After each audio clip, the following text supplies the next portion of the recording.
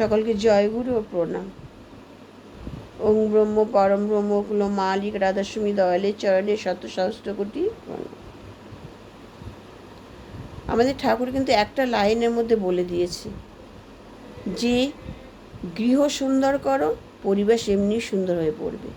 আমরা অনেক সময় পরিবেশের দোষ দিই, সমাজের দোষ দিই, আমাদের নিজের দোষটা দেখি না। আমাদের নিজেদের অনেক দোষ। আমাদের আগে আমাদের পরিবারটাকে সঠিকভাবে তৈরি করতে হবে।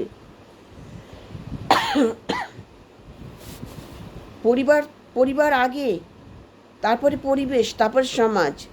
প্রত্যেকটা পরিবার আগে সঠিক পথে চলুক না, প্রত্যেকটা পরিবারের প্রতিটা সদস্য সঠিক পথে চলুক। আমাদের ঠাকুর বলেছে আগে পরিবারকে, বাচ্চাদের গঠন করো।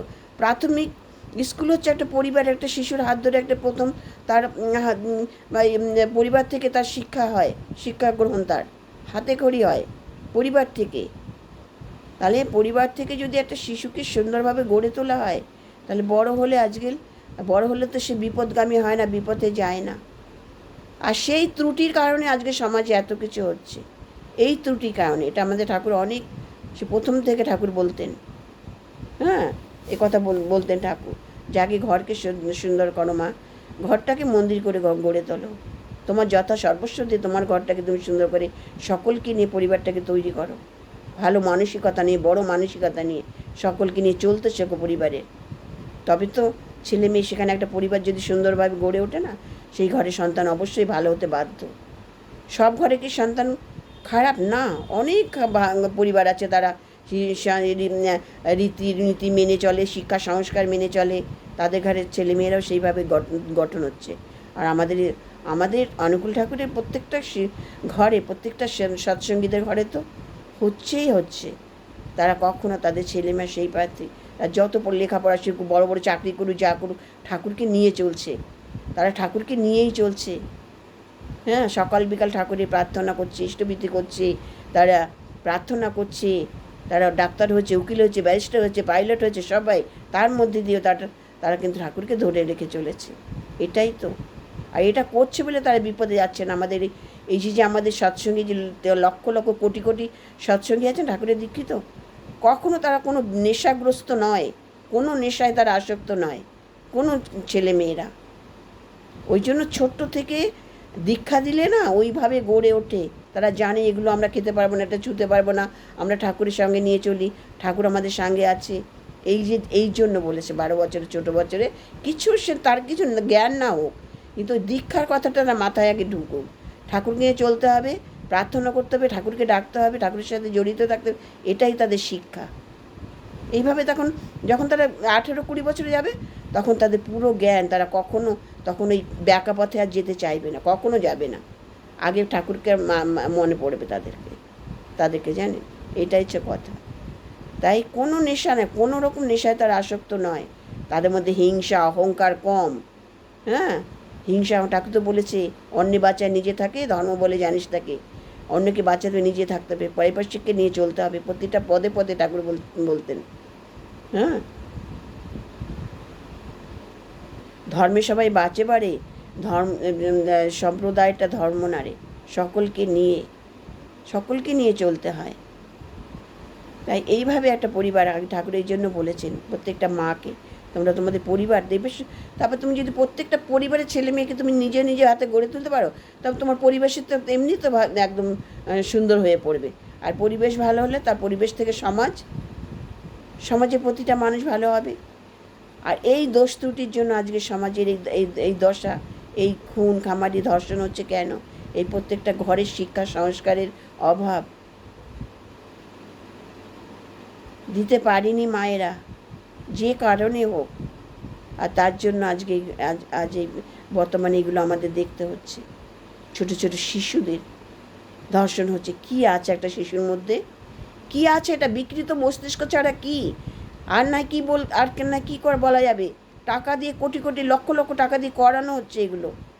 একটা শিশু, একটা নাবালিকার মধ্যে কি আছে? ধর্ষণ করার মতন কি আছে আপনার বলুন তো?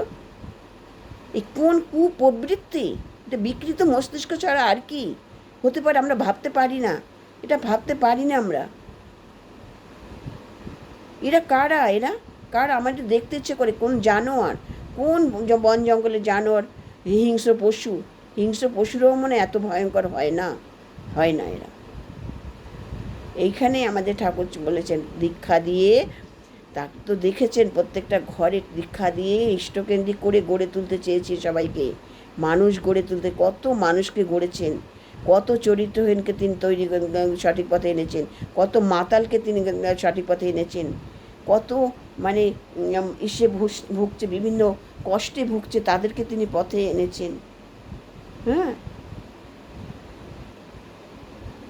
কত মানুষ তারা অশান্তিতে ভুগছে, মনোকষ্টে ভুগছে, ঠাকুরের কাছে গিয়ে তারা মুক্তি পেয়েছে।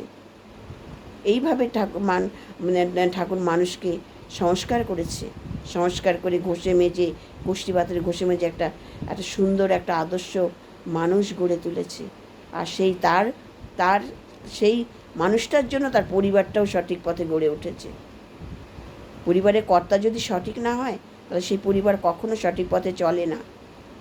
পরিবারের কর্তা ব্যক্তিকে সঠিক পথে চলতে ঠাকুর বলেছেন। কর্তা ব্যক্তিকে আগে সঠিক পথ, তারপরে তার পুরো পরিবারটাকে সেই পথে নিতে হবে। আজকে বাবা মা গুরুজনদের দেখে একটা বাচ্চা শিক্ষা গ্রহণ করবে, তাদের যেমন চাল চলন কথাবার্তা হবে সেটা তারাই শিখবে। তার প্রত্যেকটা পরিবার, আজকাল পরিবারে সেই সম্পর্ক, সেই স্বামী স্ত্রীর সম্পর্ক আজকে খারাপ, ভালো নয় প্রত্যেকটা পরিবারে। তার জন্য সন্তানও, সেসব পরিবারের সন্তানও খারাপ হয়ে যাচ্ছে। বাবা মা যদি সঠিক পথে না থাকে, তাদের ঘরে যদি ঝগড়া, অশান্তি, বিদ্বেষ যদি ভরে থাকে, সেই সংসারের পরিবার কখনো ছেলে মেয়ে গড়ে উঠতে পারে না। হ্যাঁ, তা আগে পরিবার গঠন করতে ঠাকুর বলেছে, পরিবারটাকে আগে গঠন করো। স্বামী স্ত্রীর যে বিশ্বাস, আস্থা, ভক্তি, সম্মান, হ্যাঁ, এই যে একে অপরের প্রতি যে বোঝাপড়ার মধ্যে দিয়ে এই সংসারটাকে গড়ে তুলতে হয়। একটা পরিবার খালি বেটা ছেলের দোষে হয় না, আবার খালি যে মেয়ে ছেলের ইসে হয় সেটাও না। দুইজন উভয়ের ইসেই কিন্তু একটা পরিবার ভালো হয়, আবার একটা পরিবার ধ্বংস হয়ে যায়। আর পরিবারের মানুষজনকেও ভালো হতে হবে, তাদেরকেও ভালো হতে হবে পরিবার গঠনে, তবে তো সমাজটা ভালো হবে।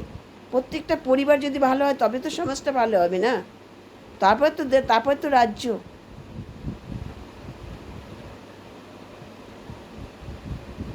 এরাও তো সন্তান ছিল না, এই যে নেতাজি সুভাষচন্দ্র, তারপরে বিধানচন্দ্র রায়, ডক্টর রাধাকৃষ্ণন, তারপরে এই যে আমাদের আরজিকর হসপিটাল প্রতিষ্ঠাতা রাধা গোবিন্দ কর, নীলরতন হসপিটাল প্রতিষ্ঠাতা নীলরতন সরকার মহাশয়, তারপরে বিদ্যাসাগর, রবীন্দ্রনাথ, এই যে চিত্তরঞ্জন দাস, এইগুলো এরা এই যে বড় বড় বিপ্লবী নেতা, হ্যাঁ, বড় বড় লেখক, হ্যাঁ, রবীন্দ্রনাথ, শরৎচন্দ্র, বঙ্কিমচন্দ্র চট্টোপাধ্যায়, এরা ঘরের সন্তান নয়?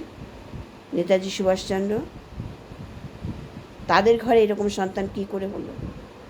তাদের মায়েরা তো সব মহিষী নারী, সতী, তারা মহিষী নারী, সঠিক পথে। আজ নেতাজি সুভাষচন্দ্রের মাও কিন্তু এই যে অনুকূল ঠাকুরের দীক্ষিত, তাকে নিয়েই চলেছে, তার পথে চলেছে, তার দেখানো পথে চলেছে কিন্তু।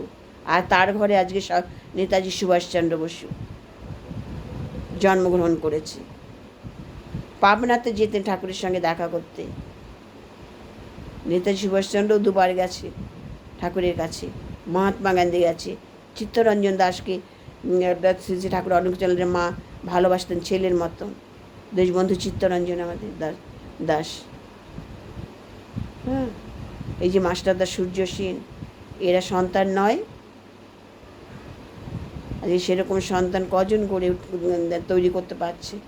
হচ্ছে, অবশ্যই হচ্ছে।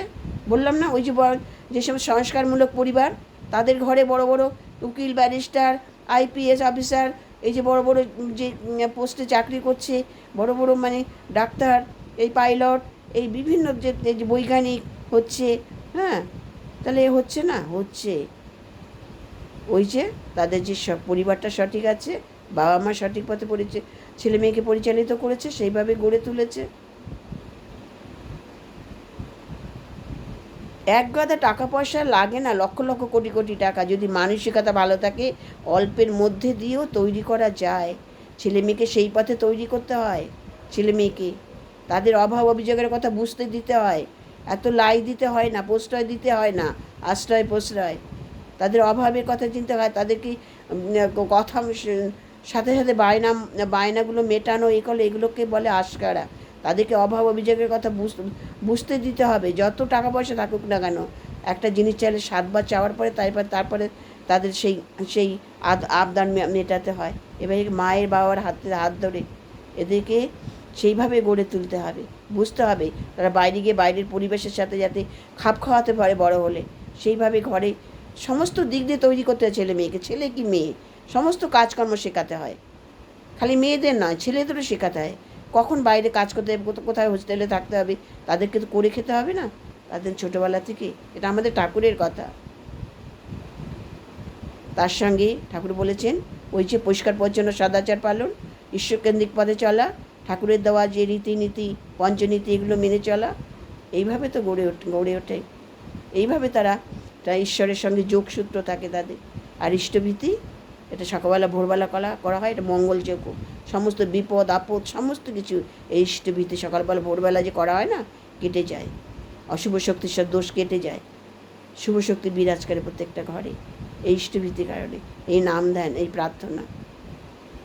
নমস্কার। আমার আলোচনা ভালো লাগলে লাইক শেয়ার কমেন্ট করবেন। জয় গুরু সকল।